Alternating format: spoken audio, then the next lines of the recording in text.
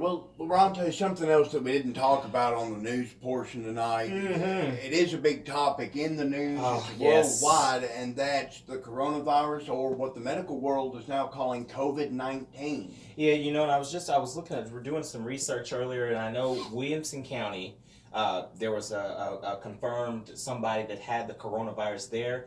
I'm not sure. You may have did a little bit more research than I have, but is Davidson County also in this too? Yes, Davidson County is in it. Robertson County is in it. Bedford County is in it. That's where my grandson lives. Now, is Sumner County in the mix of this too? Not yet. Sumner County has no reported cases of COVID-19 or coronavirus, for those who don't know what COVID-19 is yet.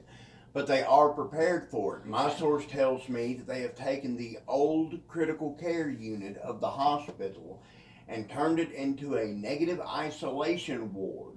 So anyone that does come down with COVID-19 and winds up at Sumner Regional Memorial or Sumner Regional Hospital here in Gallatin will be put on that ward. They have a team of 8 nurses. For day shift and night shift that are specifically trained for this virus. So Sumner County's already preparing. Their ER has already been blocked off with solid white screens. Exactly. So people that come in that are running fevers, coughing, sniffling, body aches, if you have the flu or worse, will be on one side of the screen. And people that come in for injury will be on the other side of the screen. Exactly. And I know there are 6 reported cases of COVID-19 in the state of Tennessee right now. And even a member of the president's cabinet, a senator, has been diagnosed with COVID-19. Wow, are you serious? Yes, he is. Wow. He is quarantining himself right now, tonight, as we speak. Now, he did not go into any of the press conference rooms or any of the other rooms where President Trump and Vice President Pence were at. Exactly. So as far as anyone knows, the President and Vice President have not been exposed to COVID-19 yet. Exactly. But it is in America. It's in several states. It's in a lot of cities. Exactly. There have already been 6 reported deaths of COVID-19 here in America out of Washington, Oregon, and California. So I've got a question. Are we going to see anything like this? It's very possible. I'm not going to rule it out. We're dealing with basically a worldwide pandemic right now. This stuff is everywhere. So, if you don't want COVID-19, definitely stay out of China and don't lick any doorknobs. No, I'm kidding with you. The best precaution anyone can take against any illness, but especially this COVID-19, it's very simple. Right here, cover your mouth and nose when you cough or sneeze, into the bend of your elbow. Exactly.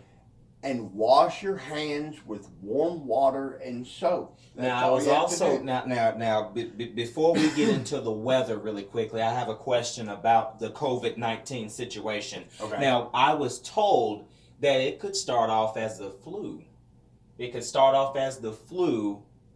Now, you'll have to tell me a little bit about this, but I was told it could start off as just the flu. It mimics. The reason we're having such a hard time containing this virus is because a lot of its symptoms mimic the flu. Right. So when you go and you see the doctor and you have COVID-19, they don't really have an effective test for it just yet. So they have to treat the symptoms. And if your symptoms are flu-like symptoms, then they're going to treat you for the flu. Exactly. Until something worse happens. So right now we're really just having to play touch and go with the treatment. And try to catch it as early on as possible. Exactly, before it starts spreading across the county and most of Middle Tennessee. I got you. And so remember, warm water and soap. Wash your hands after anything. And cover your nose and your mouth with a cough and a sneeze into the bend of your elbow. This works because it's been taught in the medical field for years. Right. So, that's something that we really need to pay attention to, and we will be bringing you more information on COVID-19, how to treat it, and how to prevent it as this progresses and more news keeps coming in on this story. And just so you know, nobody here, none of our executive producers or anybody like that here at News Channel 12 have the coronavirus. Let's get that clear here, Pops. Let's let them know nobody here has that, and nobody here at the station has it, so we're all good. Okay. Now, on a lighter note, what about the weather today? It was absolutely beautiful. It's like spring is here.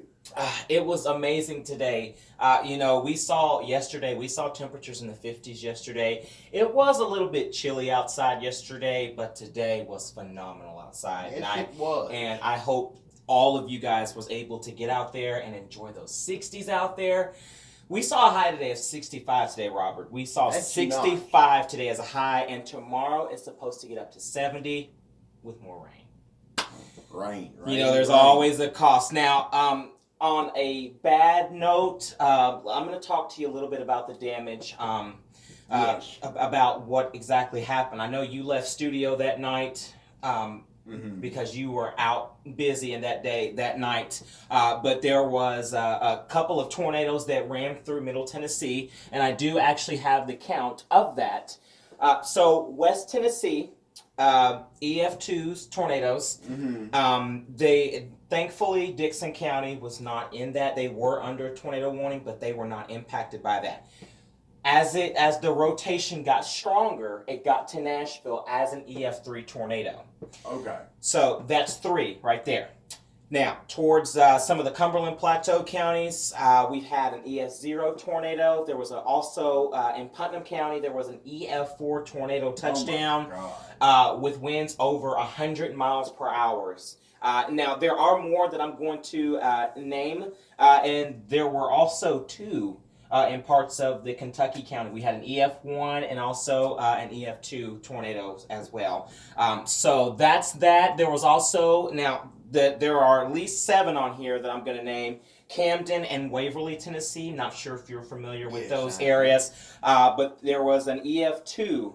It was a rating of an EF2 tornado that ran through the area with winds over 125 miles per hour that ran through the area. There was also another one that went through, not sure if you're familiar with McEwen, Tennessee. Yes, I have family that live there. Theirs thankfully was not intense, an EF0 tornado that ran through their area. So, and I'm going to talk about the scale too. The Metro Nashville area, winds over 165 miles per hour, Robert. Oh my God. Yeah, then that was the EF3 tornado. Now, I'm going to talk to you about the one that was in Putnam County. But first, Buffalo Valley, Tennessee, EF0 tornadoes, winds 75 miles per hour. We also had one in Baxter, which is Cookeville, Tennessee. This is in Putnam County. This is the one that Robert, that had me coming into the studio that morning. EF4 tornado touchdown, winds over 175 miles per hour. This storm had so much strength, and it did so much damage. There's a lot of cleanups going on right now. There's just so much stuff, and we'll talk about that in just a few minutes. We also had one in Gofton, Tennessee as well. That was just an EF0 tornado as well. And then we had one in Rennie, Tennessee, which was an EF0 tornado with winds 85 miles per hour. So, and let's talk about that scale. If it's an EF0, it is a weak tornado. It's not as strong. So winds are between 65 and 85 miles per hour. If we get to an EF1, that's a moderate tornado. So that means winds between 85 and 110 miles per hour. And then as we get towards an EF2, that's a significant tornado. So if you ever hear me say something about an EF2, that is a significant tornado that is on the ground, which winds between 111 and 135 miles per hour. EF3, which is a very severe tornado. So this is the one that hit Metro Nashville that day on Monday night. This was a severe tornado. Winds between 136 and 165 miles per hour. Then you get towards